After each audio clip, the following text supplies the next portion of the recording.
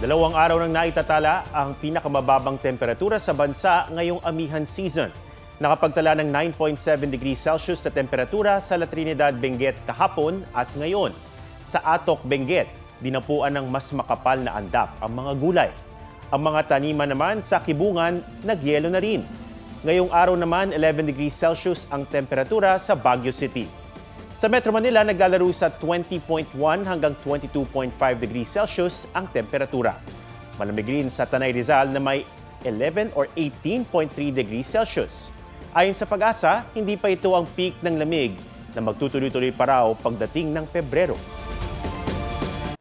Mga kapuso, alamin ang State of the Nation. Mag-subscribe sa GMA Integrated News sa YouTube. Sa ating mga kapuso abroad, samahan niyo kami sa GMA Pinoy TV at sa www.gmanews.tv.